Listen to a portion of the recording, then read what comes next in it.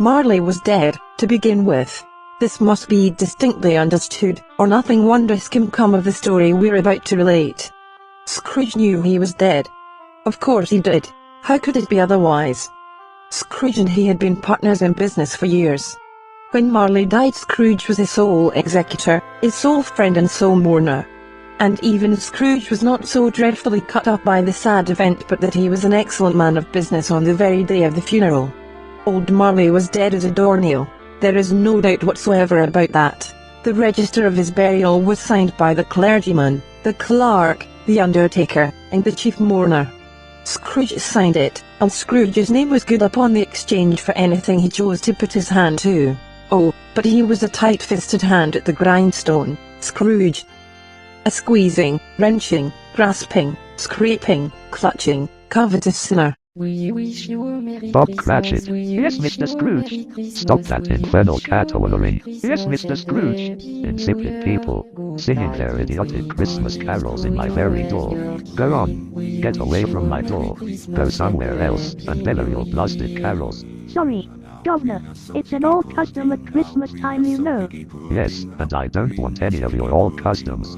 Take your fellow fools and go away. Christmas, blah. Right, sir. And a Merry Christmas anyway, sir. Have you a penny to spare, sir? I said away with you. Bye. Good afternoon, sir. Is this the firm of Scrooge and Marley? Good afternoon. Yes, it is. A Merry Christmas. Bah.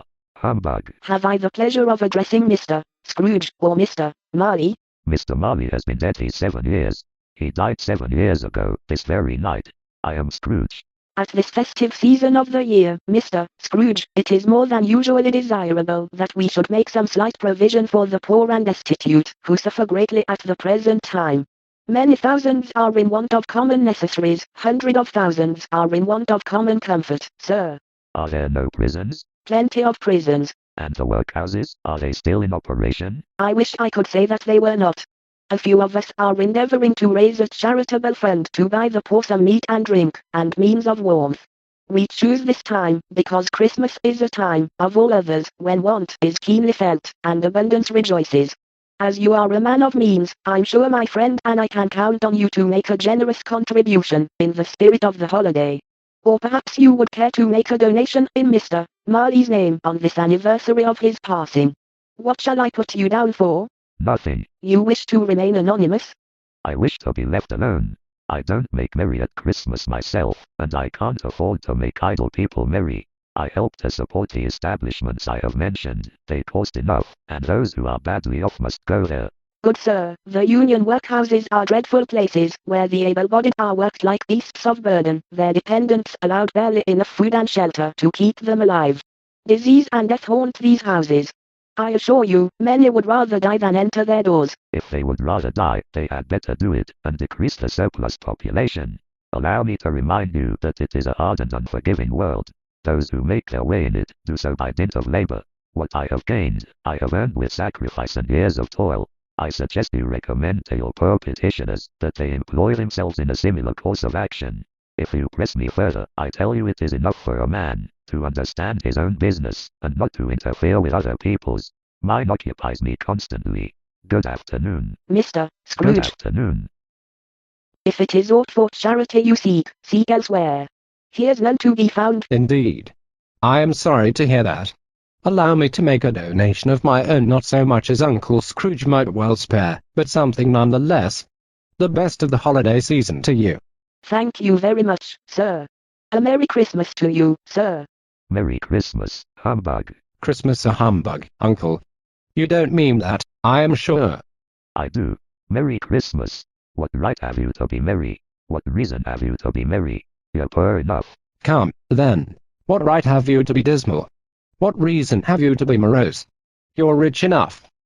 Bah. Don't be cross, Uncle. What else can I be when I live in such a world of fools as this? Merry Christmas. Out upon Merry Christmas.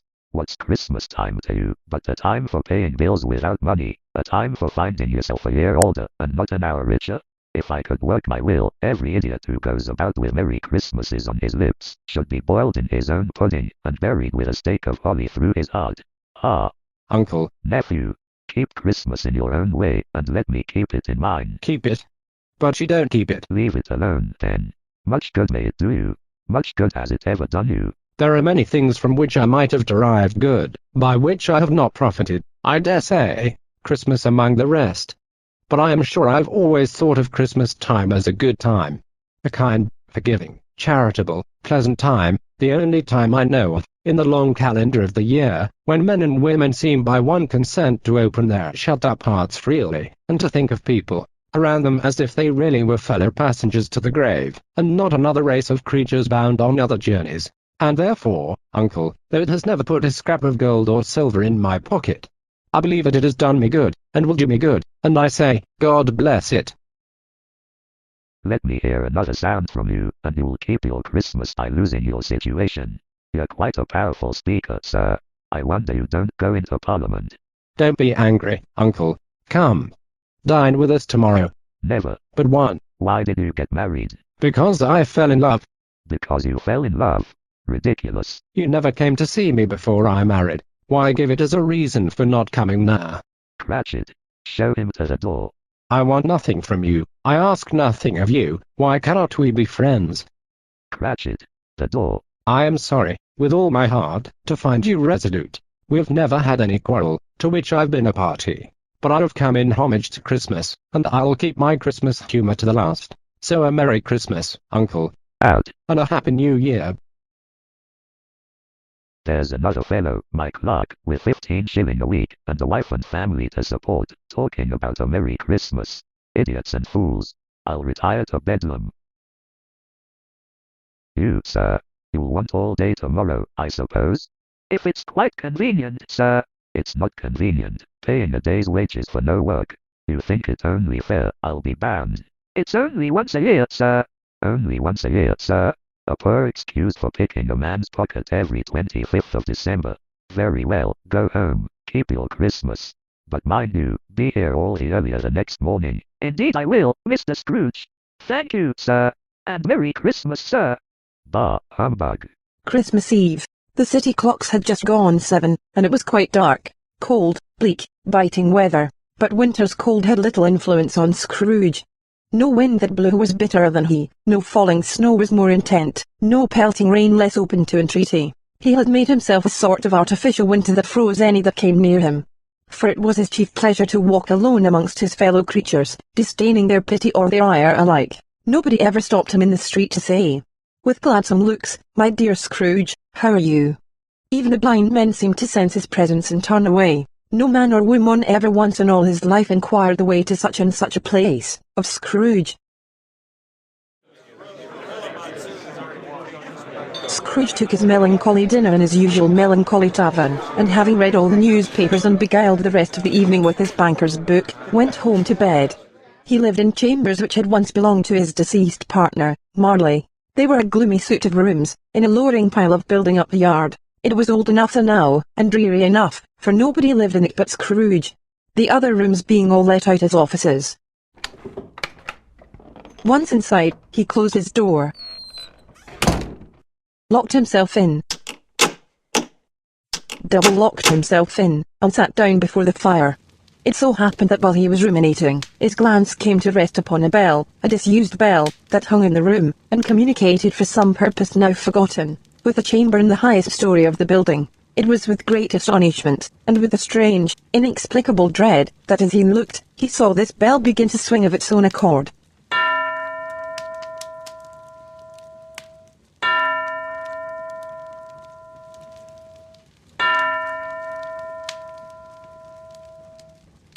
Scrooge. Ebenezer Scrooge. What do you want with me? I want much of you, Ebenezer. Who are you? Asked me who I was. You're very particular for a ghost. All right. Who were you then? In life I was your father, Jacob Marley. Jacob Marley? But you're dead. You died 7 years ago. 7 years ago this very night. You are a ghost then? What is wrong, Ebenezer? Do you not believe in me? I do not. You doubt your senses, Ebenezer? Yes, because a little thing can affect them. A slight disorder of the stomach makes them cheat. You can't be a ghost. You may be an undigested bit of beef, a blot of mustard, a crumb of cheese, a fragment of an underdone potato. There will be more gravy than grave about you, whatever you are. Bah, humbug, I tell you. Humbug. Ah, there you see. I do believe in you. You are a ghost, Jacob. Thank you. But why do you walk the earth, Jacob? Why do you come to me? Mercy, dreadful apparition, why do you trouble me? Man of the worldly mind, do you believe in me or not? I do, I must. But why do spirits walk the earth, and why do you come to me? It is required of every man that the spirit within him should walk abroad among his fellow men, and travel far and wide, and if that spirit goes not forth in life, it is condemned to do so after death. It is doomed to wander through the world, oh, woe is me, and witness what it cannot share, what might have shared on earth, and turn to happiness. Look upon me, I wear the chain I forged in life. I made it link by link, and yard by yard. Is it sad and strange to you, or would you know the weight and length of the strong coil you bear yourself? It was always heavy, and as long as this, 7 Christmas Eves ago, you have labored on it since. It is a ponderous chain. Ah, Jacob, speak comfort to me, Jacob. I have none to give. It comes from other regions, Ebenezer Scrooge, and is conveyed by other ministers, to other kinds of men. Nor can I tell you what I would. I cannot rest, I cannot stay, I cannot linger anywhere. My spirit never walked beyond our counting house. Like me, in life my spirit never roved beyond the narrow limits of our money-changing hall, and weary journeys now lie before me. You must have been very slow about it, Jacob. Slow? 7 years dead, and traveling the whole time. No rest, no peace, incessant torture of remorse. Do you travel fast? I travel on the wings of the wind. I would think you should have covered a great quantity of ground in 7 years. Oh, captive, armed and double-ironed, not to know that any Christian spirit working kindly in its little sphere, whatever it may be, will find its mortal life too short for its vast means of usefulness. Not to know that no space of regret can make amends for one life's opportunities misused. Yet such was I. Oh, such was I. You were always a good man of business, Jacob. Business. Mankind was my business. The common welfare was my business. Charity, mercy, forbearance, and benevolence were all my business. The dealings of my trade were but a drop of water in the comprehensive ocean of my business. Oh, Jacob, don't take on so now. Listen to me, Ebenezer. I'll listen to you, Jacob. You go on, Jacob, now. Speak to me, but don't be so flowery. Ebenezer, I'm here to warn you that you have yet a hope of escaping my fate. You were always a good friend to me, Jacob. Yes, Jacob, but go on. Go on, go on. How shall I escape? Oh, I'm afraid, Jacob. You will be haunted by 3 spirits. Is that the only chance and hope you mentioned? I think I'd rather not. Without their visits you cannot shun the path I tread. Expect the first when the bell rolls 1. Couldn't I take them all at once? Ebenezer, remember, for your own sake, what has passed between us. When the bell rolls 1, look for the first spirit. Jacob Marley. Scrooge followed Marley to the window, where he beheld a great crowd of spirits in the air. One ghost, he saw, hovered in a doorway and cried bitterly over a poor mother and her child. He could no longer help. Terrified by the vision, Scrooge returned to his chair, to wait the coming of the first spirit Marley had foretold. The hour itself.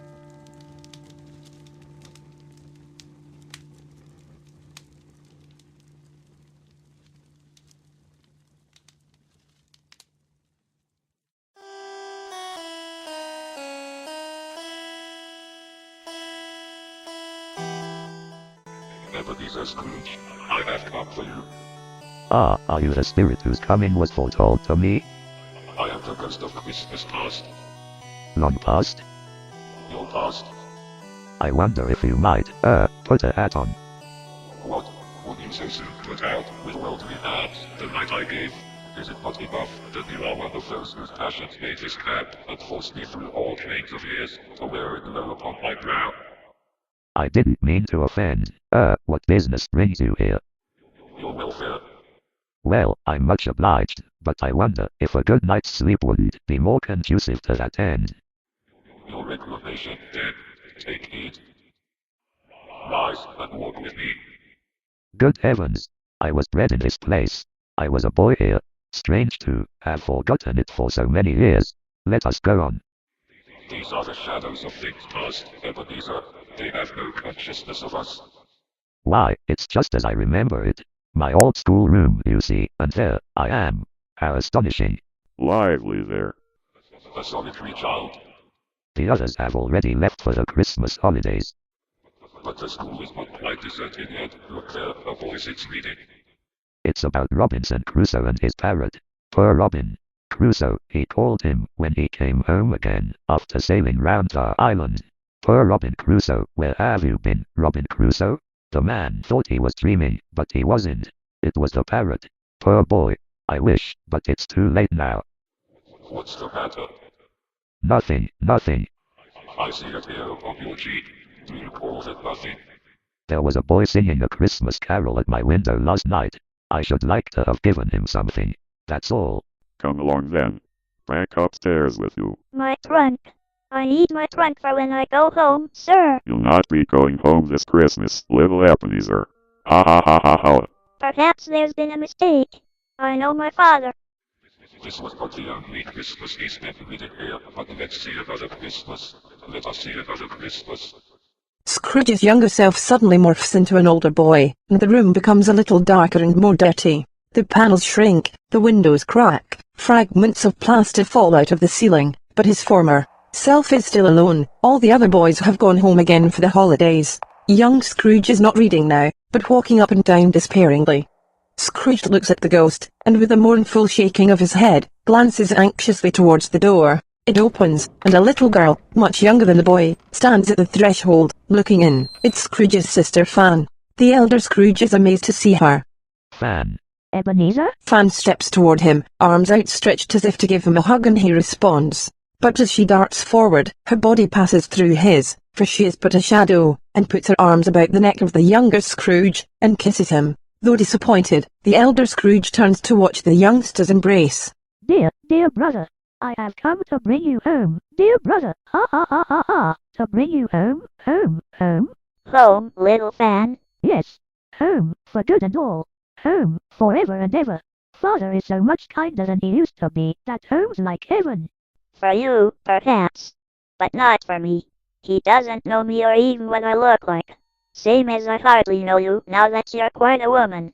He spoke so gently to me one dear night when I was going to bed, that I was not afraid to ask him once more if you might come home, and he said yes, you should, and sent me in a coach to bring you, and you're to be a man, and I'll never to come back here, but first, we're to be together all the Christmas long, and have the merriest time in all the world.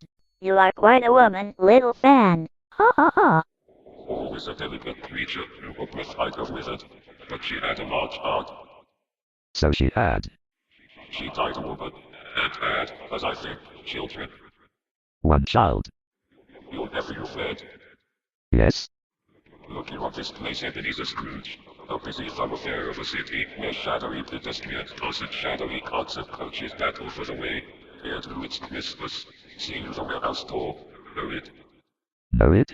I apprenticed here. At sight of an old gentleman in a Welsh wig, sitting behind such a high desk, that if he were 2 inches taller he would knock his head against the ceiling, Scrooge lets out a gasp and turns to the ghost behind him. Why, it's old Fezziwig. Bless his heart, it's Fezziwig alive again. Old Fezziwig lays down his pen, and looks up at the clock, which points to the hour of 7. He rubs his hands, adjusts his capacious waistcoat, laughs, and calls out in a comfortable, oily, rich, fat, jovial voice. Yo ho, there, Ebenezer, Dick. Dick Wilkins, to be sure. Bless me, yes, there he is. He was very much attached to me, was Dick. Poor Dick. Dear, dear. Yo ho, my boys. No more work tonight. Christmas Eve, Dick. Christmas, Ebenezer. Let's have the shutters up, before a man can say, Jack Robinson.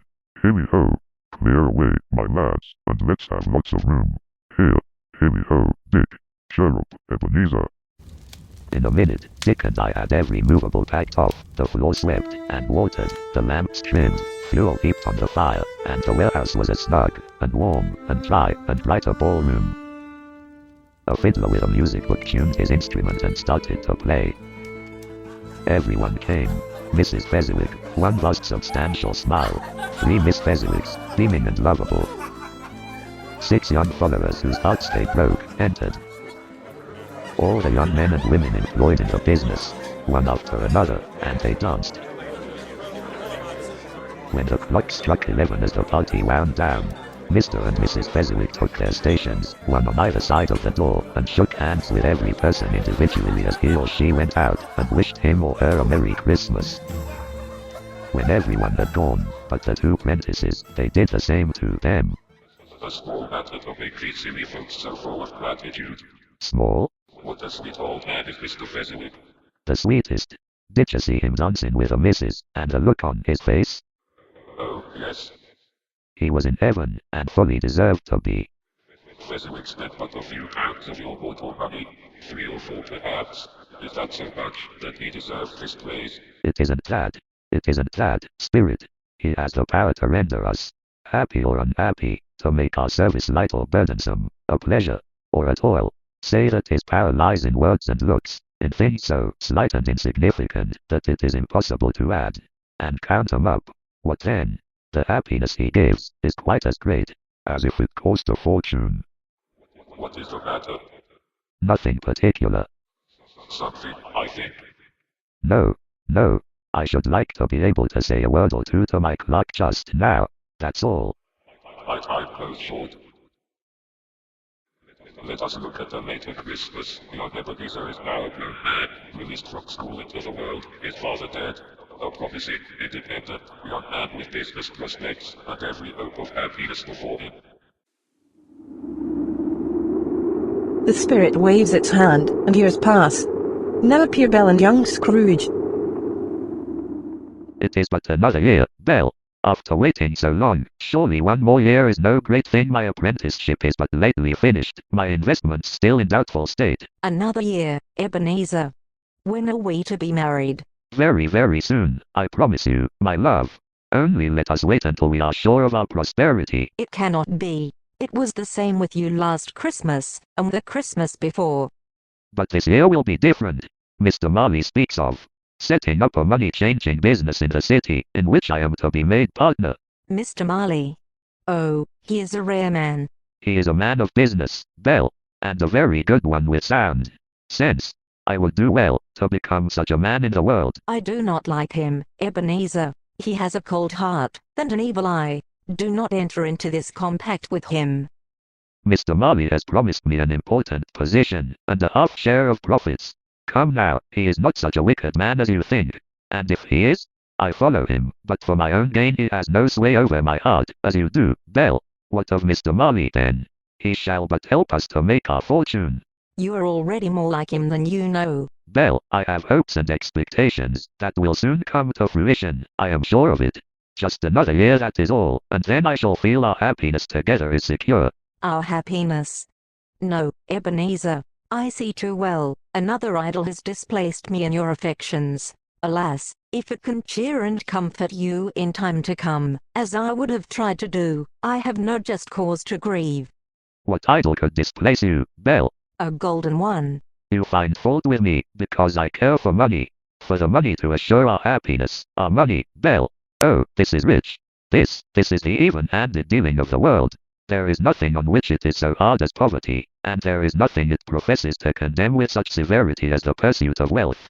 Too true, too true. You fear the world too much, Ebenezer. All your other hopes have merged into the hope of being beyond the chance of its sordid reproach.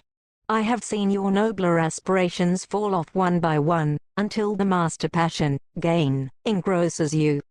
What then? Even if I have grown wiser to the ways of the world, what then? I am not changed towards you, am I? Let us go. I wish to see another scene. The contract of love between us is an old one. It was made when we were both poor and content to be so. You are changed. When it was made, you were another man. I was a boy. Let us go, spirit. Your own feeling tells you that you are not what you are. These are the shadows of the things that have been. That they are what they are, do not blame me. Bell. For the love of him you once were, I release you with a full heart. May you be happy in the life you have chosen. Spirit. Show me no more. Conduct me home. Why? Do you delight to torture me? One shadow more. No more. No more. I don't wish to see it.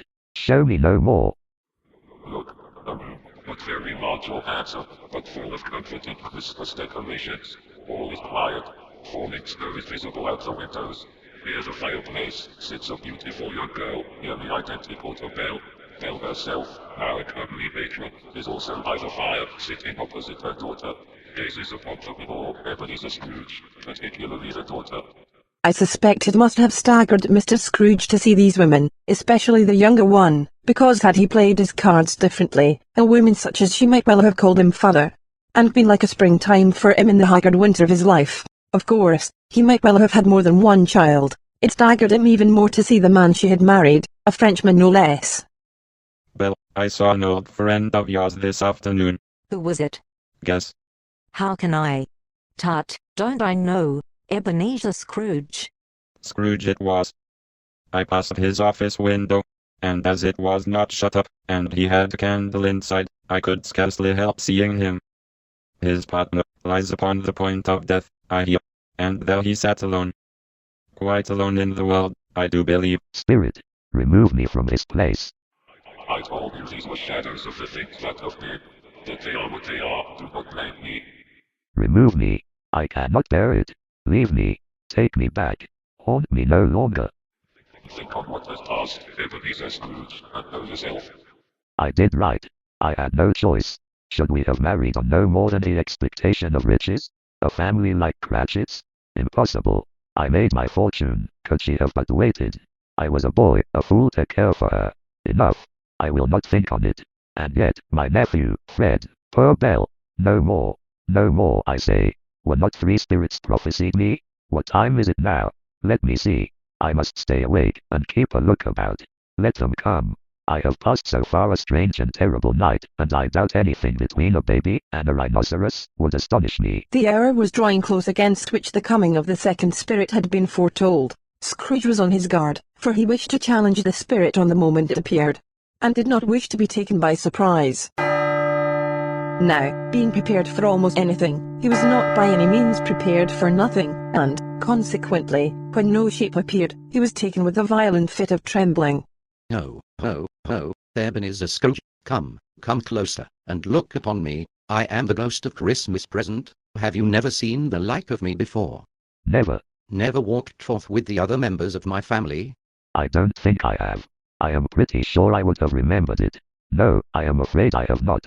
Have you many brothers and sisters, Spirit? More than 1,800 to date. 1,800. A tremendous family to provide for, Spirit. Conduct me where you will. If you have aught to teach me this night, let me profit by it. I went forth before upon compulsion, but I learnt a lesson, which is working on me now, and I am humbler than I was. Come with me. Let us visit a Christmas present of someone you know. He said that Christmas was a humbug, as I live.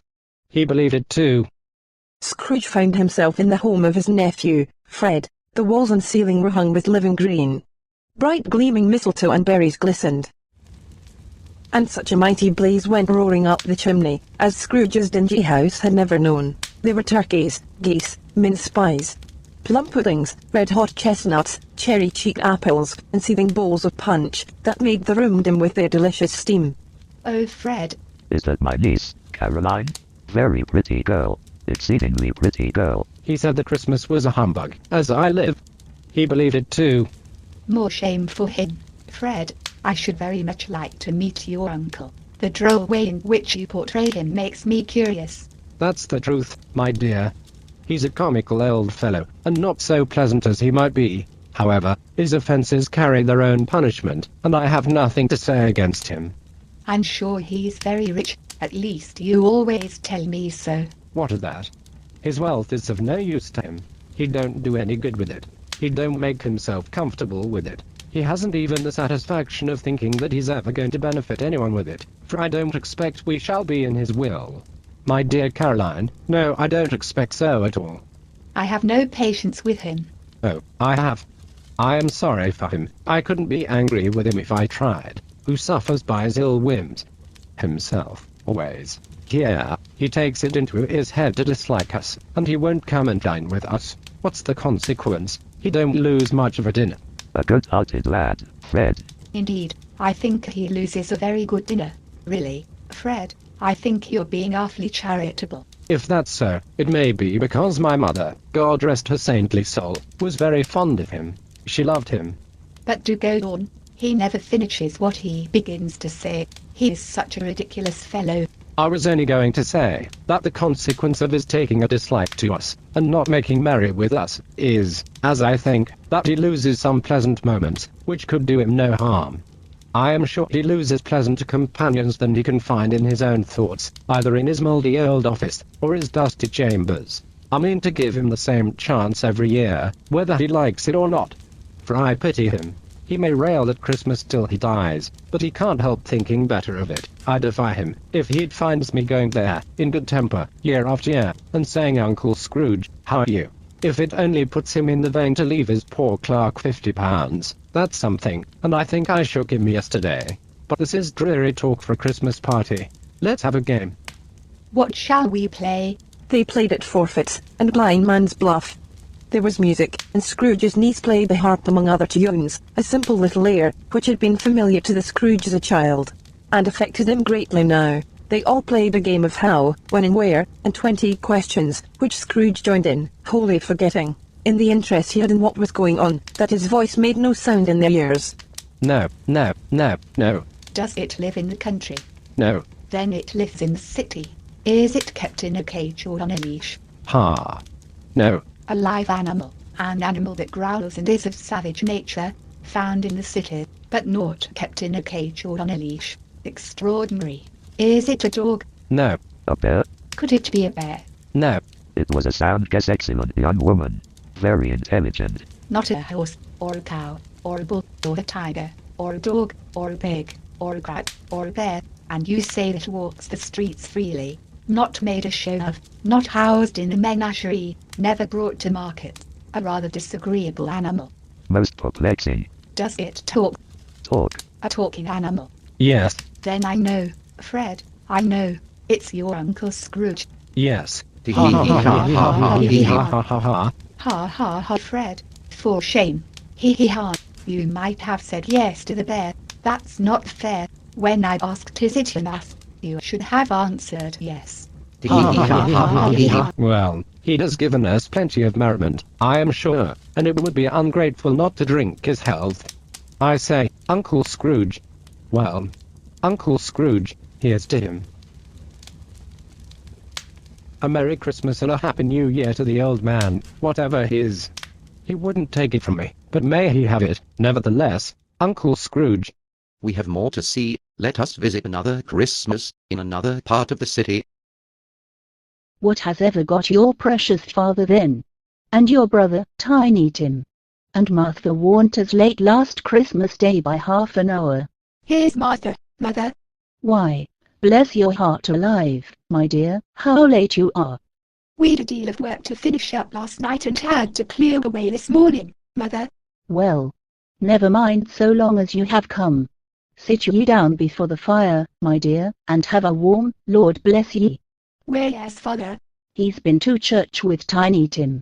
He'll be home directly. How is Tiny Tim, Mother? Any better at all? Sometimes I think he is, and sometimes I think, oh dear God, if anything should happen to Tiny Tim. Mother, you must not think on such a thing. Oh, look, your father's here. Martha, welcome home, my dear. Merry Christmas, Father, and you to Tim. Oh, you are adoring. And how did little Tim behave in church? As good as gold, and better. Somehow he gets thoughtful, sitting by himself so much, and thinks the strangest things you ever heard. He told me, coming home, that he hoped the people in church saw him, because he was lame, and it might be pleasant to them to remember upon Christmas Day, who made lame beggars walk, and blind men see. He's growing stronger and heartier every day, isn't he? Yes, dear. He is. The goose is cooked. Not much of a goose. Let us give thanks, my dear, for this and our good Lord's many other gifts. For what we are about to receive on this blessed Christmas Day, may the Lord make our hearts truly thankful. And we are truly thankful, aren't we, children? I don't believe there ever was such a goose cooked. So tender. And delicious. And big. And cheap. It is lovely, Mother. This is a goose we shall remember for as long as we live. Thank you, Tim. I can't stand to look at the pudding. Suppose it should not be done enough. Suppose it should break in turning out. Suppose somebody should have got over the wall of the backyard and stolen it while we were eating the goose? Oh, a wonderful pudding! A Merry Christmas to us all, my dears. God bless us. God bless us, everyone. Spirit, tell me if Tiny Tim will live. I see a vacant seat in the poor chimney corner, and a crutch without an owner, carefully preserved. If these shadows remain unaltered by the future, the child will die. No, no. Oh, no, kind spirit, say he will be spared. If these shadows remain unaltered by the future, none other of my race will find him here. What then? If he be like to die, he had better do it, and decrease the surplus population. Man, if man you be in heart, not adamant, for hair but wicked can't. Until you have discovered what the surplus is, and where it is, will you decide what men shall live, what men shall die. It may be that in the sight of heaven, you are more worthless and less fit to live than millions like this poor man's child. Oh God, to hear the insect on the leaf pronouncing on the too much life among his hungry brothers in the dust. Mr. Scrooge. I'll give you Mr. Scrooge, the founder of the feast. The founder of the feast indeed. I wish I had him here. I'd give him a piece of my mind to feast upon, and I hope he'd have a good appetite for it. My dear, the children. Christmas Day. It should be Christmas Day, I'm sure, on which one drinks the health of such an odious, stingy, hard, unfeeling man as Mr. Scrooge. You know his, Robert. Nobody knows it better than you do, poor fellow. My dear, have some charity. It's Christmas Day. I'll drink his health for your sake and the day's, not for his. Long life to him. A Merry Christmas and a Happy New Year. He'll be very merry and very happy, I have no doubt. I see I am the ogre of the family. Now the room, the fire, holly, mistletoe, turkeys, pies, pudding, fruit, and punch all vanished instantly, and they stood in the city streets on Christmas Day, where the people made a rough, but brisk and not unpleasant kind of music, in scraping the snow from the pavement in front of their dwellings, and from the tops of their houses. The house fronts looked black enough, and the windows blacker, contrasting with the smooth white sheet of snow upon the roofs and with the dirtier snow upon the ground, which last deposit had been ploughed up in deep furrows by the heavy wheels of carts and wagons into thick yellow mud and icy water. The sky was gloomy, and the streets were choked up with a dingy mist, half thawed, half frozen. There was nothing very cheerful in the climate or the town, and yet was there an air of cheerfulness abroad. Scrooge walks past a couple of familiar faces, the good lady who paid a visit to Scrooge the day before seeking a charitable donation and a businessman. They stand off to one side surveying the scene with mixed emotions. Quite a turnout. More than expected, matter of fact, we haven't enough funds to last until next week. Something will turn up, I'm sure. It has been a long day. Thinking about going home to the family. No. Thinking about selling a watch. The watch meets but a few minutes before midnight. But spirit, I am unchanged outward. I you go markedly older. My life is very brief, Ebenezer. It ends tonight. Tonight? Tonight at midnight. Forgive me if I am not justified in what I ask, but I see something strange, and not belonging to yourself, protruding from your skirts. Is it a foot or a claw? It might well be a claw, for all the flesh there is upon it. Look here. From the foldings of its robe, it brings two children, wretched, abject, frightful, hideous, miserable. They kneel down at its feet, and cling upon the outside of its garment. Go, man, look here, look, down here. A boy and girl, yellow, meagre, ragged, scowling, wolfish, but prostrate, too, in their humility, where graceful youth should have filled their features out, and touched them with its freshest tints. A stale and shriveled hand, like that of age, has pinched, and twisted them, and pulled them into shreds. Spirit, are they yours? They are man's, and they cling to me, appealing from their fathers. This boy is ignorance, this girl is want. Beware them both, and all of their degree, but most of all beware this boy, for For on his brow I see that written which is doom, unless the writing be erased, deny it, slander those who tell it ye, admit it for your factious purposes, and make it worse, and bide the end. Have they no refuge or resource? Are there no prisons? Are there no workhouses? Scrooge winces. Scrooge looks about him. The spirit is gone. Another, a solemn phantom, draped and hooded, comes, like a mist along the ground, towards him. Spirit? Do not leave me, spirit. Heavens! What comes here? Am I in the presence of the ghost of Christmas yet to come? Look, Ebenezer. You are about to show me shadows of the things that have not happened, but will happen in the time before us. Is that so, spirit? Be patient. Ghost of the future, I fear you more than any spectre I have seen. But, as I believe your purpose is to do me good, and as I hope to live to be another man from what I was, I am prepared to bear you company, and do it with a thankful heart. Follow me, Ebenezer. Lead on. Lead on. The night is waning fast, and it's precious time to me, I know. Lead on, spirit. Yes, I know these gentlemen, I know these men, perfectly. Men of business. Very wealthy, and of great importance. I've made a point always of standing well in their esteem, in a business point of view, that is, strictly business. Listen to their conversation. Well, old Scratch has got his own at last, hey? So I'm told. I don't know much about it, either way. I only know he's dead. When did he die? Last night, I believe. Why, what was the matter with him? I thought he'd never die. God knows. What has he done with his money? I haven't heard. Left it to his company, perhaps? He hasn't left it to me. That's all I know. It's likely to be a very cheap funeral, for upon my life I don't know of anybody who will go to it. Suppose we make up a party and volunteer? I don't mind going, if a lunch is provided. But I must be fed. Hee-ha.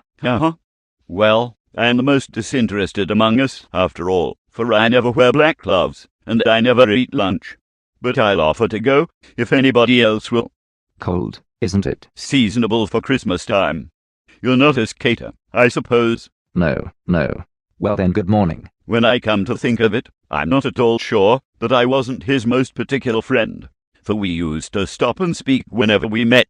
Bye. I am rather surprised that you should attach importance to conversations, apparently so trivial. Trivial?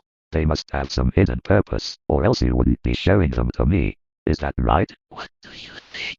They could scarcely have any bearing on the death of Jacob, my old partner, for his death was in the past, and this is the future. I can't help but notice that this is my accustomed corner, and I see by the clock that this is my usual time of day for being here, but I see no likeness of myself. Not that I'm surprised, you understand. You see, I've been revolving in my mind a change of life. And I should like to think, that is, I rather hope, that my not being here is the result of my having carried out some, resolutions regarding. Look here, old Joe, here's a chance. What I say is every person has a right to take care of themselves. He always did, Lord knows. But that's my room. What are these horrible people doing here? Now that's true indeed, Mrs. Dilber. True indeed. No man more so, and that's a fact. What is the meaning of this, spirit? Of whom do they speak? Very well, then. That's enough. Who's the worse for the loss of a few things like these? Not a dead man, I suppose. No, indeed, Mrs. Dilber. If he had wanted to keep them after he was dead, the wicked old screw, why wasn't he natural in his lifetime? If he had been, he'd have had somebody to look after him when he was struck with death, instead of lying there, gasping out his last, alone, by himself. That's the truest word that ever was spoke. It's a judgment on him. You open that bundle, old Joe, and let me know the value of it. Now speak out plain. This is disgusting. I can't look at this. Haven't you anything better to show me? I always give too much to the ladies.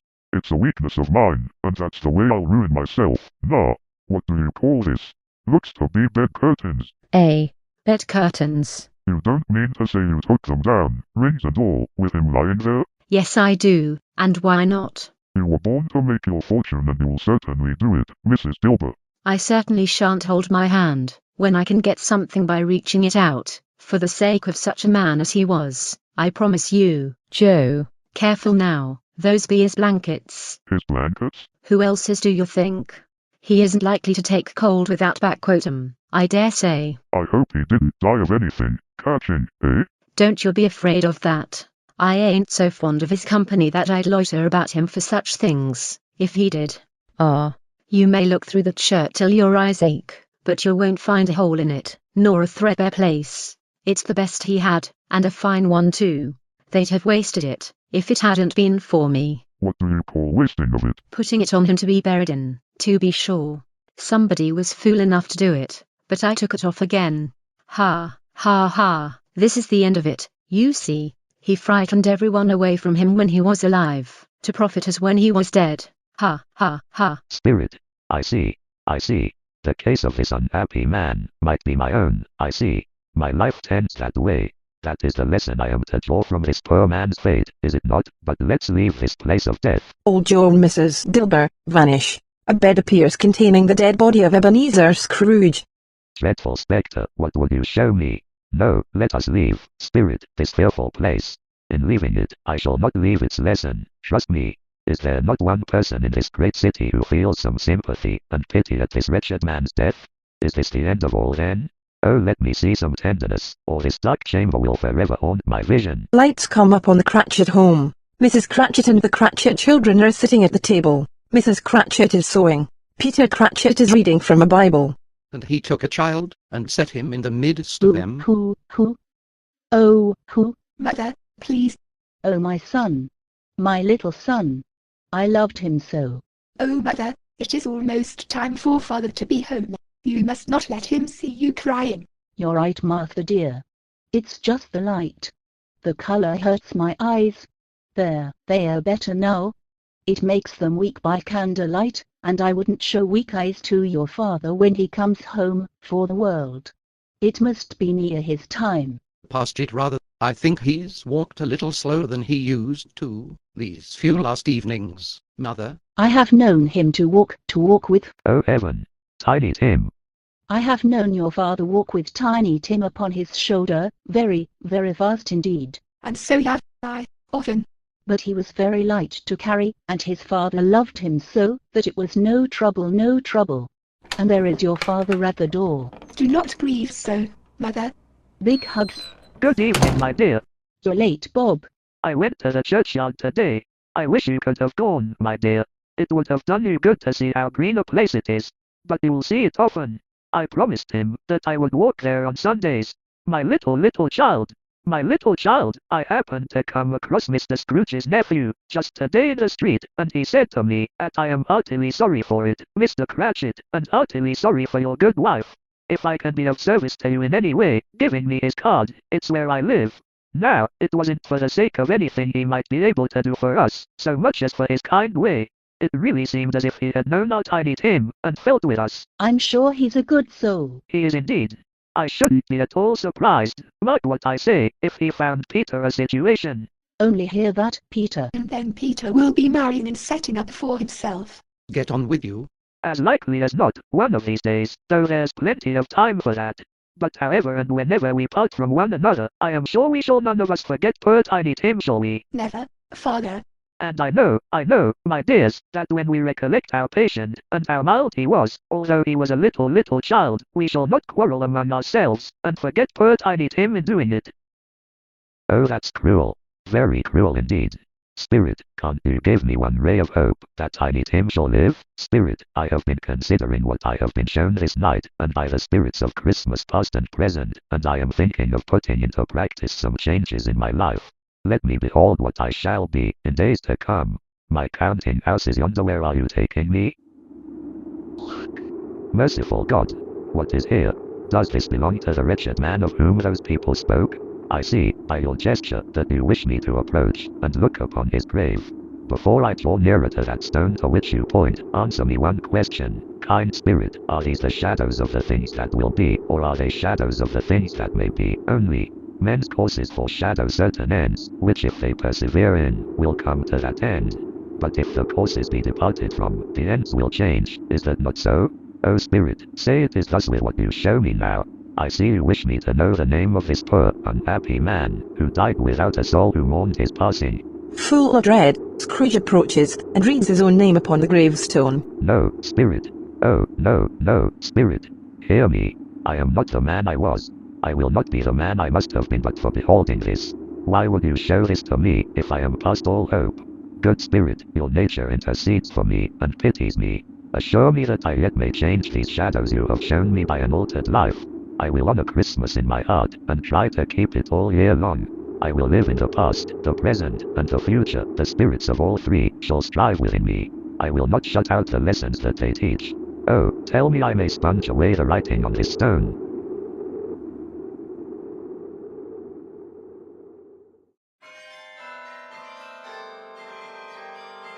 The third spirit disappears. Scrooge looks around him. Can it be? You there? I say, if you please. Me, sir? Yes, yes. Sweet fresh air, heavenly sky. Oh, glorious. Glorious. What's today, my fine fellow? Today, like Christmas Day, sir. I haven't missed it. The spirits have done it all in one night. Of course they can do anything they like. I say, do you know the poultry shop in the next street but one, at the corner? I should hope I did. An intelligent boy. Remarkable boy. Do you know whether they've sold the prize turkey that was hanging up there? Not the little prize turkey, the big one? What, the one as big as me? Delightful boy. A pleasure to talk to you. Yes, my lad. It's hanging there now. Is it? Go and buy it. No, no, I am in earnest. Go and buy it. Oh, and this is for you, eh? Must get ready for Fred's party. I hope you'll let me in to dine with him after all. I'll send a goose to Bob Cratchit's. He shan't know who sends it. It's twice the size of Tiny Tim. Good morning, and a Merry Christmas. Ooh, I'm as light as an angel, as happy as a schoolgirl. Seeing the charity woman approaching, he stops her to converse. My dear lady, how do you do? It sends a pang across my heart to remember what I said to you yesterday in my office. Mr. Scrooge. Yes, that is my name, and I fear it may not be pleasant to you. Allow me to ask your pardon. And will you have the goodness to put down my contribution, or I prefer to whisper this? Lord bless me. My dear Mr. Scrooge, are you serious? A great many back payments are included in it, I assure you. Will you come and visit my office tomorrow? I will. Thank you, sir. Scrooge makes his way to his nephew's humble abode and knocks on the door. Why, bless my soul. Uncle Scrooge. It is I, Fred, your Uncle Scrooge. I have come for dinner. Will you have me up? Have him up. It's a mercy he didn't shake his arm off. Dear heart alive, how isn't he starting when Scrooge was brought up? But she recovered herself instantly and Scrooge was invited in. Nothing could be heartier.